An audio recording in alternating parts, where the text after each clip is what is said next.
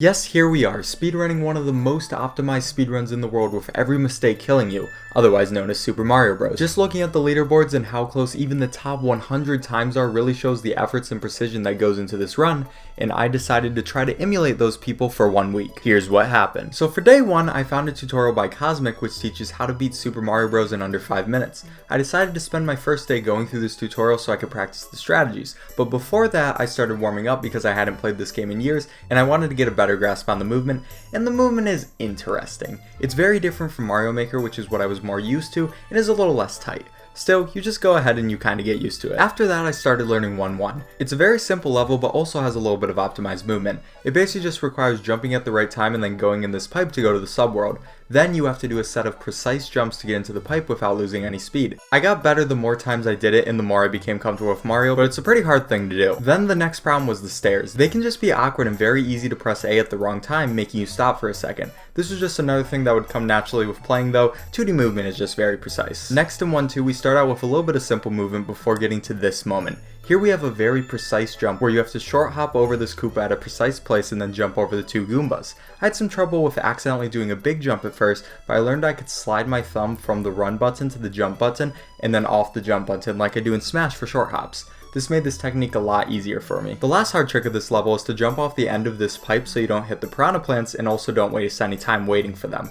This is just difficult. You can use visual cues, but I just found it easier to use my muscle memory eventually. Also, this is a good time to explain why I don't get hit by the piranha plants here. Simply speaking, the hitboxes of the piranha plants and many other enemies in the game do not go over their entire bodies. Therefore, even if it looks like I'm cheating, it's just how the game is programmed. Feel free to try it in your own copy and you'll see that it's actually a lot easier than it seems. So if it ever looks like an enemy is hitting me and I don't get hurt, it's just this little feature of the game. I then finish out the level by going in the warp zone pipe and making it to 4-1. Now 4-1 is the easiest level to speedrun in the game. You just have to hold right and not mess up the jumps. But none of the jumps are particularly difficult, so we just get past it easy peasy. 4-2 is pretty much the exact opposite of 4-1. Basically we do a trick where we enter the Vines warp zone by going in this pipe. How this works is the place Mario is sent is based on the camera position. If we can move the camera back further than it should be, we can go to the other warp area. This skips having to climb up the vine and just saves a lot of time. To do this we have to hit 3 different walls with Mario's back and then enter the pipe when Mario doesn't have any momentum, otherwise the screen will scroll automatically. If you want a better explanation of the trick, I recommend checking the description, but this is just the general idea. I did this a few times but eventually decided to just go to the warp area with the vine for now, at least till I was better at the game. And then the rest of the world's pretty easy until we enter the pipe to World A. Now doing 8-1 fast is fairly difficult. It doesn't have crazy wrong warp glitches and it doesn't have too much RNG, unlike some later levels, but what it does have is some very precise jumps and a lot of them. With many of the jumps in this level, you need to jump over the piranha plant and land and then jump again before getting off the pipe to not stop moving, similar to 1-2. However, with some of these jumps, because of the positions of Goombas or other enemies, you can't just rely on doing a full jump because it will put you in the wrong place. Doing this level completely right would have taken a lot of time to get down and I didn't have that time given I'm in a 1-week challenge, so I made my own strats that might have not been as fast, but still get the job done. This kind of seems like a trend. We next get to 8-2, which, oh god, 8-2. This level is my Achilles heel, the Yugi to my Kaiba, the dark pit to my pit. Okay, that one was a little boring. We couldn't have done better than that? No?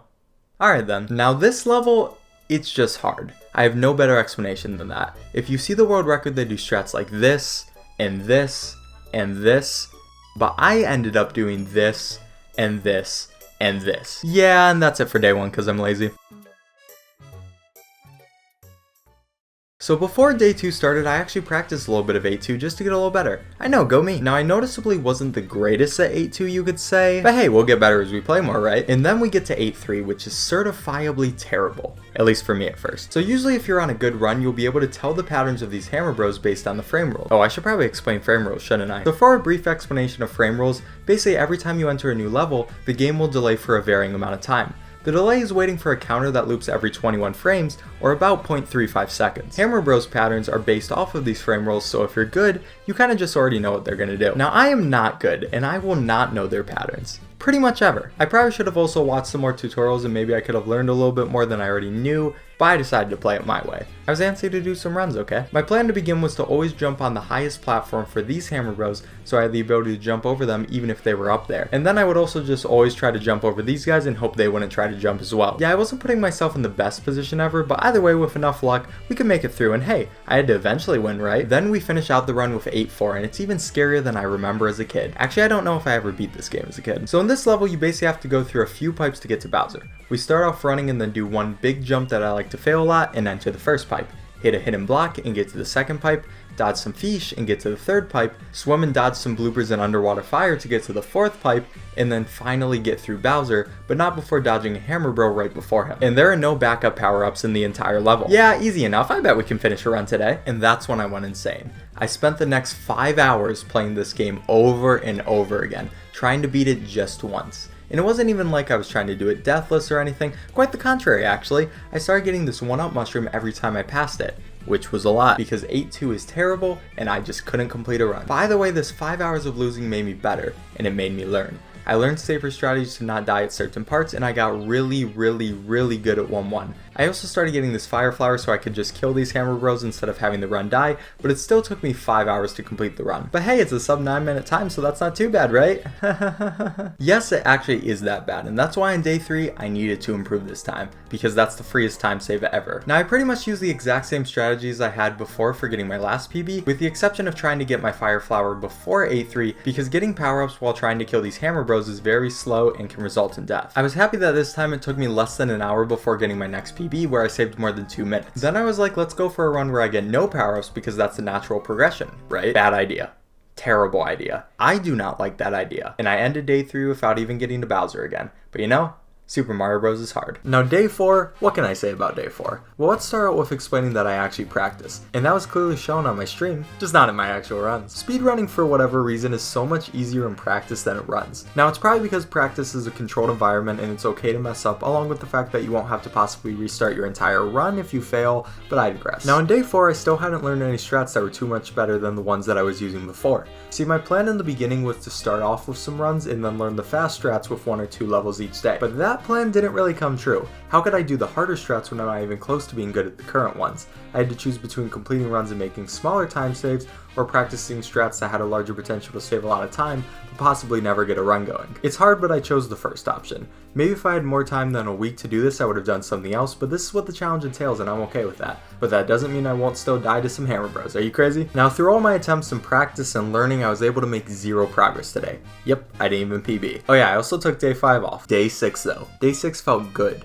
Day 6 felt powerful. Day 6 felt like the time for a PB. And then I died on a really good run. But I came back stronger on a way worse run an hour later. Now I didn't even need to use Fire Flower. That's just too easy and we grew up from those baby strats. I mean, I still was Thick Mario, but we're not gonna mention that. But I went far. I went exceptional and I got a PB. I even went through an extreme scare where I lost Big Mario to these bloopers and had to finish small. I got lucky with the Hammer Bro and used my brand new strategy of waiting patiently next to Bowser for him to jump. And that resulted in a 6:21. We did it, boys. We're still improving, but this was my only good run of the day. I think it's actually really interesting how I only ever get one good run a day. Now this might be a combination of 2 things. 1, that Super Mario Bros. Is very precise and I was getting sick of it, and 2, that I wasn't playing as much as I probably should have. But I think it's better not to force things and would rather be having fun, so that's where we left off day 6 with the challenge. Now on day 7, my grandfather died. I don't want to go into too much detail, but obviously I didn't feel like streaming or playing games. And I didn't. I didn't stream for a few days actually, but when I finally did, I asked my Discord a question. Would they be okay with me redoing day 7, even if the challenge was already completed? Most people said yes, so that's just what I did. Obviously, I also did not play any Mario whatsoever between real day 7 and fake day 7, but if you want to consider this last day invalid, that's totally okay and I completely understand. Then my PB after 1 week is a 6:21. But either way, I implore you to watch what happened on quote-unquote day 7, because it's actually a very interesting one. Now day 7 was a day. It was a day for feeling better and it was a day for improving my time just a bit more to hopefully get in that 5-minute range. To accomplish those goals, I made a few new strats. First, in 4.2 I started doing fast forward 2, but because I couldn't perfect the precise jumps you needed, I created this setup. When you do this optimally, it still saves about 5 seconds and is definitely worth it, so go me! I also decided to get my mushroom here because it's the fastest place for me to get it while also letting me do fast forward 2. And yeah, unfortunately I still needed a mushroom for the ending, but even with my new strategies, things just didn't look good. I had heartbreaking run after heartbreaking run, and while I was able to get to Bowser relatively consistently, I just couldn't close it out. After about 3 hours, I told my stream I would do just 5 more runs, and that would be it. This would be my last chance to PB again in the game. And yeah, I somehow PB'd on the first of those 5 runs. I played it safe and got this Fire Flower and did some slower strats just because I wanted my free PB.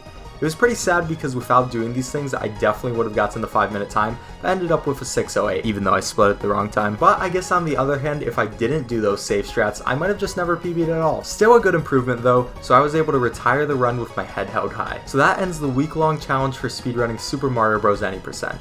Now I recommend this run for people who like really precise movement and grinding. It's a hard game to get into and will take a lot of time to get even remotely good, but I also believe it's a game that anyone can get good at. Maybe someday I'll even try to come back to it and get that sub 5-minute time, but we'll have to see about that. Anyway, I asked my Discord what game I should speedrun for 1 week next, and they chose Dark Souls Any percent, so we'll see what happens.